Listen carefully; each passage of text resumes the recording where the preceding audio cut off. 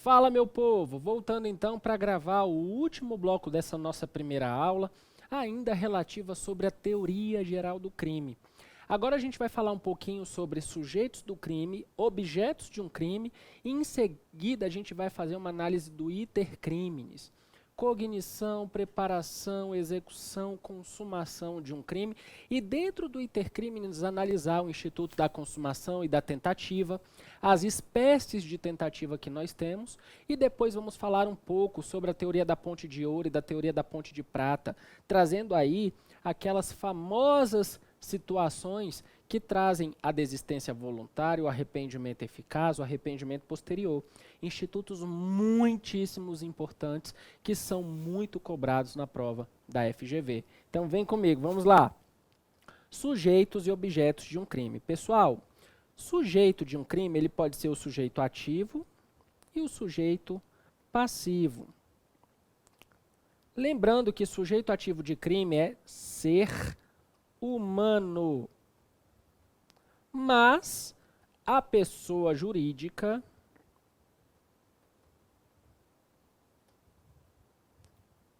pode ser em caso de crimes ambientais.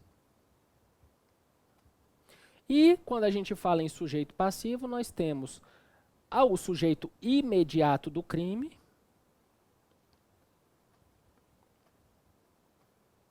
a depender do crime pode ser uma pessoa qualquer, e o sujeito mediato, o Estado. Lembrando que existem crimes que envolvem a administração pública. Os crimes funcionais, por exemplo, são crimes praticados pelo funcionário público contra a própria administração pública. Neste caso, o Estado adquire a roupagem de sujeito passivo imediato e imediato também.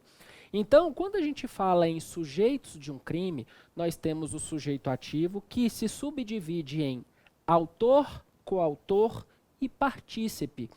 O autor de um crime, ele pode ser mediato, que é o mandante, aquele que orquestra a prática da conduta, mas ele não suja as mãos, e o autor imediato, o executor, que é aquele que põe a mão na massa com o objetivo de chegar ao resultado pretendido. É importante lembrar, pessoal, que aquele que ajuda o autor, que coopera, é o coautor. Coautor é aquele que, se eu tiro ele do cenário do crime, o crime não acontece conforme planejado. Ele é imprescindível para a prática do ato delituoso. Tanto é que, a maioria das circunstâncias, se não houver circunstâncias de caráter pessoal que não são elementares do crime, elas acabam caindo para um e acabam caindo para outro. Geralmente, os dois respondem pela mesma conduta delituosa. É claro que o mandante ele responde como se fosse o mentor intelectual. Então, nós temos ali um agravante para isso. Mas o autor e o coautor, quando juntos eles praticam o delito, eles incorrem na mesma infração penal, na maioria dos casos, com as mesmas peculiaridades. Então, eu vou até um local para praticar um roubo. Alguém me leva até lá, para o carro, me dá guarida, eu vou, pratico o assalto, volto para dentro do carro e essa pessoa me deu fuga. Se ele não estivesse no cenário do crime como aconteceu, eu não conseguiria ter êxito na empreitada criminosa como eu tive. Então ele é coautor. Com ele ali, cooperando, eu consegui executar o delito conforme planejado. Já o partícipe é aquele que participa da empreitada criminosa, mas eu tirando esse indivíduo do cenário do crime, é capaz de nada se alterar. Tá? O crime vai acontecer. Ele é alguém que dá um plus, ele ajuda. É o famoso exemplo da empregada que sabe que o namorado vai invadir a casa, né, de uma pessoa para praticar um assalto e sem conversar com ele, sem orientá-lo de como entrar na residência, ela sai e não tranca a porta para facilitar a entrada. Observe que, com ela ou sem ela, eles iam entrar. Como a porta ficou aberta, facilitou a entrada, ela é partícipe do delito. Agora, a partir do momento em que ela planeja com eles a hora de entrada, como entrar, por onde entrar, o que fazer, o que levar, ela passa a ser coautora. Tá? Então, o partícipe do delito é aquele que tem uma participação menor. Com ele ou sem ele, o crime acontece conforme o planejado. O ato dele participar só facilita a execução do delito.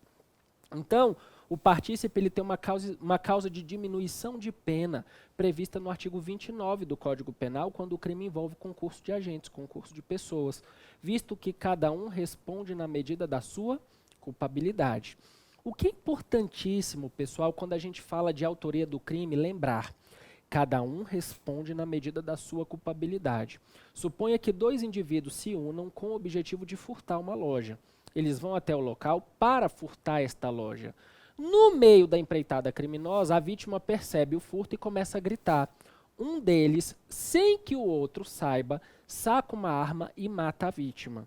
Neste caso, é clara e indene de dúvidas a situação de que aquele que não sabia vai responder só pelo furto.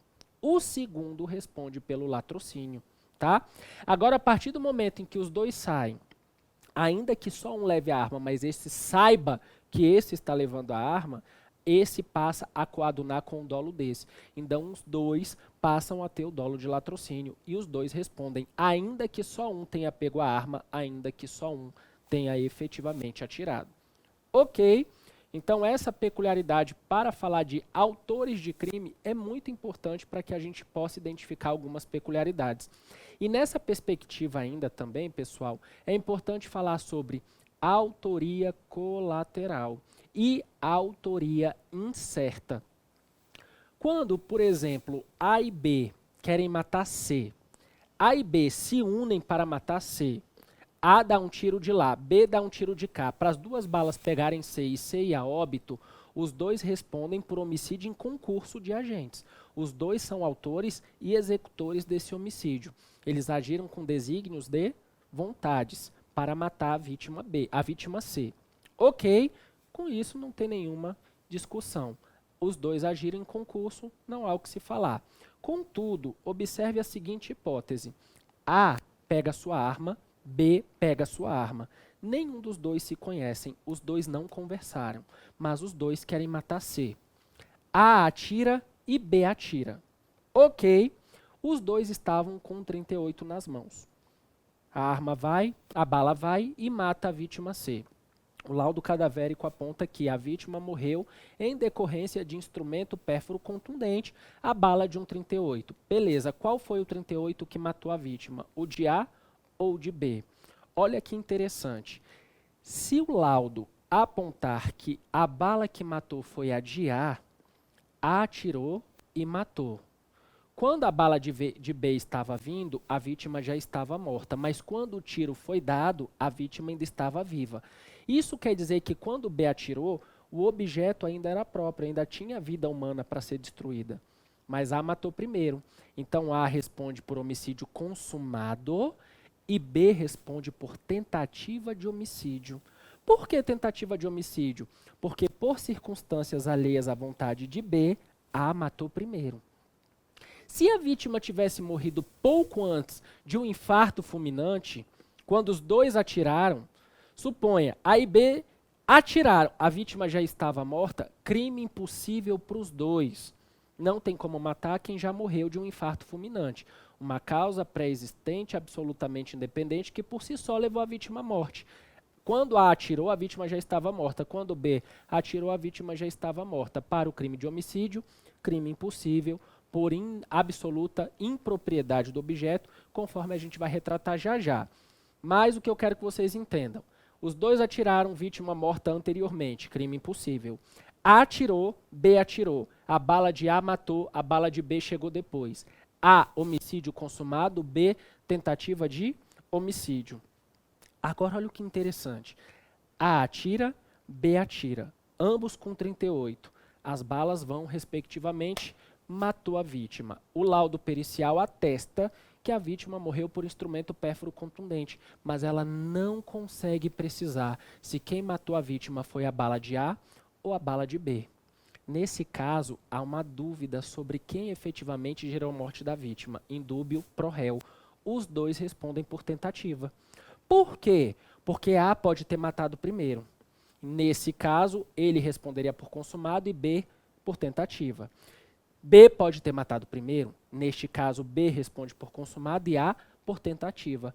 Como eu tenho dúvida a respeito de efetivamente qual bala matou, eu aplico a dúvida e na dúvida beneficio os dois. Os dois então respondem por tentativa quando eu estou diante de autoria incerta. Ok? Então, é uma peculiaridade interessantíssima quando a gente analisa a questão da autoria, principalmente no crime de homicídio. Beleza, pessoal? Então, a autoria incerta ela tem esse poder. Lembrando que os dois não podem ter desígnios autônomos e conversarem para praticarem um crime juntos. Se isso acontecer, é concurso de agentes, não há o que fazer. Ainda que um mate antes do outro, os dois vão responder por homicídio na forma consumada. Joinha? Então, quanto ao sujeito de um crime, é importante trazer essas peculiaridades. Quanto aos objetos de um crime, ele pode ser objeto jurídico, que é o efetivamente tutelado pela norma. Por exemplo, qual o objeto jurídico do crime de homicídio? Vida humana extrauterina. E do aborto? Vida humana intrauterina. Qual o objeto jurídico na lesão corporal? Integridade física ou a saúde de alguém. E no furto e no roubo? O patrimônio. Então, o objeto jurídico é aquilo que a lei visa tutelar. É aquilo que a norma protege. E o objeto material? No homicídio, a pessoa que sofreu a ação homicida. Na lesão corporal, o indivíduo que sofreu o atentado contra a sua vida ou integridade. O objeto material no roubo, o carro da vítima. E a própria vítima. E no furto, a bolsa da vítima. Então, o objeto material é efetivamente o objeto que sofreu o dano, que sofreu a ação delituosa. Joia? E é importante trazer essa questão sobre o objeto exatamente porque no crime tal, se o objeto é impróprio para ser violado, o crime é impossível, nos termos do artigo 17, quando não se pune sequer a tentativa por impropriedade do objeto ou absoluta ineficácia do meio. E vamos voltar nesse assunto daqui a pouquinho. Joia? Então vamos avançar. Crime consumado e crime tentado. Meu povo, aqui o artigo 14 do Código Penal traz, no inciso 1 e no inciso 2, a figura do crime consumado e da tentativa. Diz-se consumado o crime quando ele reúne todas as elementares do delito, chegando ao resultado pretendido pela conduta do agente. Né? Então, eu tenho a consumação, por exemplo, no crime de homicídio, quando efetivamente a vida da vítima é tirada.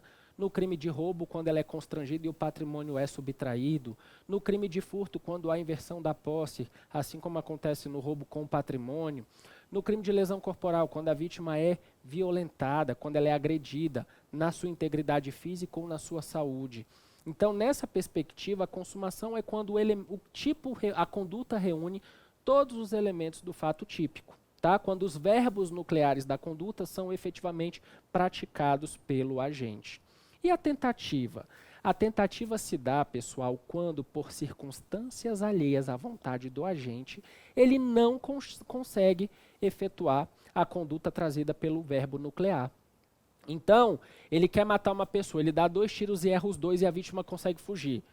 Quero matar, mas não consigo, porque a vítima fugiu e porque eu errei o tiro. Então, na tentativa, o agente quer, mas ele não pode. Não pode por quê? Porque algo ou alguém não deixa. Alguma coisa o impede de chegar àquele resultado que ele quer, que ele anseia. Então, sempre que algo externo impediu o agente de chegar ao resultado lesivo, ou ele errou o tiro, ou a vítima correu, ou a polícia chegou, qualquer coisa que impeça ele, mesmo ele querendo, tendo vontade de prosseguir, nós estamos falando de tentativa. E a tentativa, ela se subdivide em algumas espécies. Vem comigo. A tentativa, qual a natureza jurídica da tentativa? Ela é uma causa obrigatória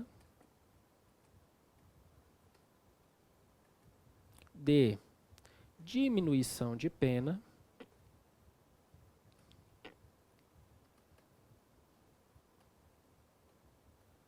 nos crimes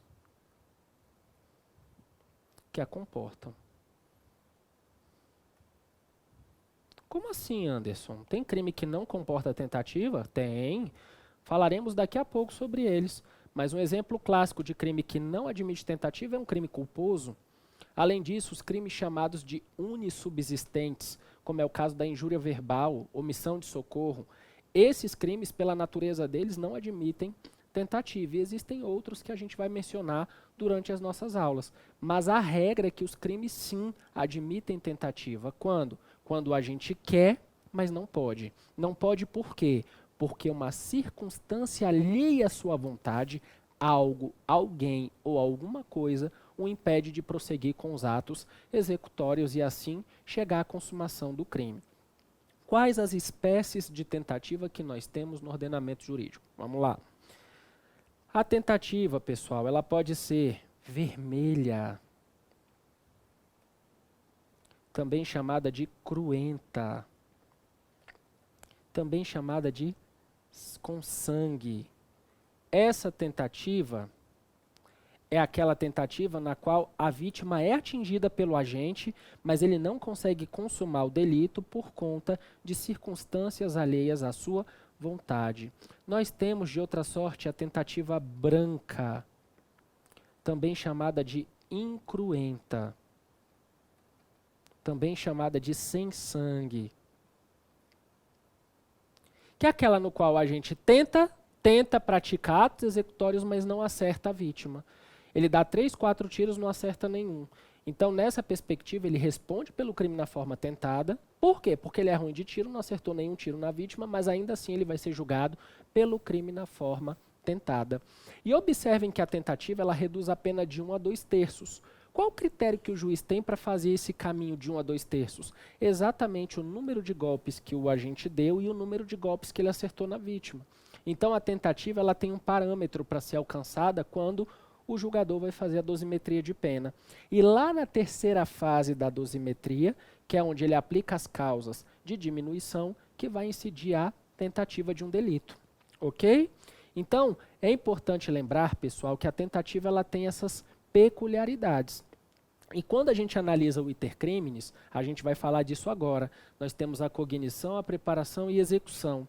A execução, quando ela está sendo realizada, mas não chega à consumação, por circunstâncias alheias à vontade do agente, vai se operar o instituto da tentativa, que, como dito, tem como natureza jurídica ser uma causa de diminuição de pena obrigatória nos crimes que a comportam. Ok?